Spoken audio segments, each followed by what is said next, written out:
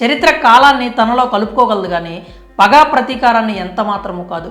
ఆటల్లో అయితే గణాంకాలు రికార్డ్స్ ఆ పగని ఎప్పుడు గుర్తు చేస్తూనే ఉంటాయి. ఎందుకు క్రికెట్ ఏమీ అతీతం కాదు.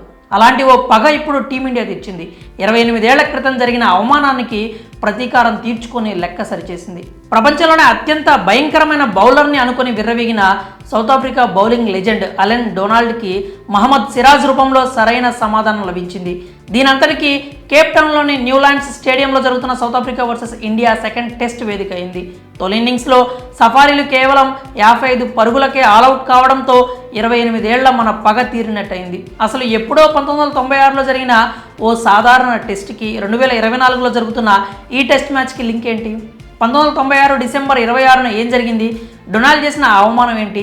ఇలాంటి అన్ని విషయాలను ఇప్పుడు మనం తెలుసుకుందాం. 1990లో దక్షిణాఫ్రికా జట్టు అంటే అందరికీ భయం. ఆ తత్రపాటు మొత్తం ఆ జట్టును చూసి కాదు, ఆ జట్టులోని ఒకే ఒక్క బౌలర్ను తలుచుకుని. అతని పేరే అలెన్ డొనాల్డ్. 6 అడుగుల 4 అంగుళాల ఎత్తు, దుర్భేద్యమైన శరీరం, చిరుత లాంటి వేగం, అన్నింటికీ మించి గుర్రంలా ఎగిరి బాల్ విసిరే విధానం, ఇవన్నీ ఆ కాలం బ్యాటర్స్కి భయాన్ని మిగిల్చిన గుర్తులు. పేస్కి స్వర్గధామమైన సౌత్ ఆఫ్రికా పిచ్లపై 155 కిలోమీటర్ల వేగంతో దూసుకొచ్చే డొనాల్డ్ బౌలింగ్ ఎదుర్కోవడానికి స్టార్ బ్యాటర్స్ సైతం వణికిపోయేవారు.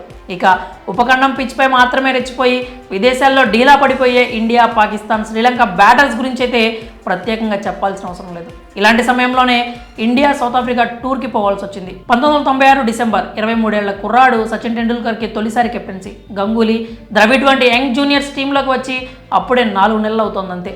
అందరిలో గెలవాలన్న కసి, బాగా రాణించాలన్న తాపత్రయం ఉన్నాయి కానీ అవతల ఎండ్లో డైనోసార్ డొనాల్డ్ ఉన్నాడు. డర్బన్ వేదికగా జరిగిన తొలి టెస్ట్లో సౌత్ ఆఫ్రికా ముందుగా బ్యాటింగ్ చేసి 235 పరుగులు చేసింది. అప్పట్లో డర్బన్ పిచ్పై ఇది చెప్పుకోదగ్గ స్కోరే. వెంకటేష్ ప్రసాద్ 5 వికెట్స్ సాధించగా శ్రీనాథ్ 2 వికెట్స్ దక్కించుకున్నాడు. ఇక భారత్ ఇన్నింగ్స్ మొదలవడంతోనే డొనాల్డ్ విధ్వంసం కూడా మొదలైంది. వికెట్ తీయడం కన్నా ఇండియన్ బ్యాటర్స్ తలలో పగలగొట్టడమే ధ్యేయంగా డొనాల్డ్ బౌలింగ్ సాగింది. మరో ఎండ్ నుంచి షాన్ పొలాక్ లైన్ అండ్ లెంత్తో చెలరేగిపోయాడు. ఈ ద్వయం దెబ్బకి ఇండియా కేవలం 100 పరుగులకే ఆలౌట్ అయింది. ముఖ్యంగా టీంలో సగం మంది ఆటగాళ్లకు డొనాల్డ్ విసిరిన బంతులు తగిలాయి.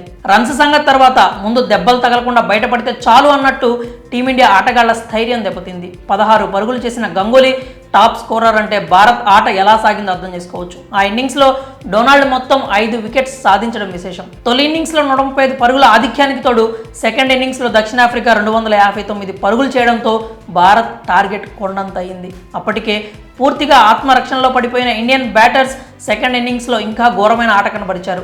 అప్పటికి కొత్త కుర్రాడైన రాహుల్ ద్రవిడ్ 27 పరుగులతో ధైర్యంగా నాటౌట్గా నిలిచిన మిగిలిన ఎండ్లో ఒక్క బ్యాట్స్మెన్ కూడా నిలవలేకపోయారు. ద్రవిడ్ మినహా ఒక్కరు కూడా 2 అంకెల స్కోర్ సాధించకపోవడంతో ఇండియా కేవలం 66 పరుగులకే ఆలౌట్ అయ్యి పరువు పోగొట్టుకోవాల్సి వచ్చింది.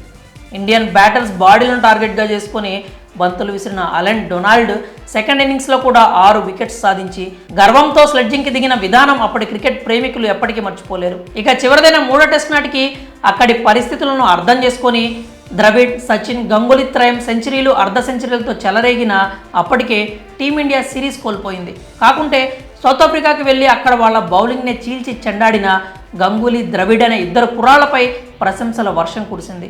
అప్పుడు అందరూ అనుకున్నట్టే వీరిద్దరూ తరువాత కాలంలో టీమిండియాని ముందుండి నడిపించి లెజెండ్స్ అనిపించుకునే స్థితికి చేరారు. ఏదేమైనా టీమిండియా 66 పరుగులకి ఆలౌట్ అవడం ఓ మచ్చలా అలాగే ఉండిపోయింది. అయితే 28 ఏళ్ల తర్వాత సౌత్ ఆఫ్రికా జట్టుని 55 పరుగులకి ఆలౌట్ చేయడంతో పగ తీర్చుకున్నట్లయింది. మరి నిప్పులు చెరిగి 28 ఏళ్ల పగ తెచ్చిన సిరాజ్ బౌలింగ్పై మీ అభిప్రాయాలను కామెంట్స్ రూపంలో తెలియజేయండి.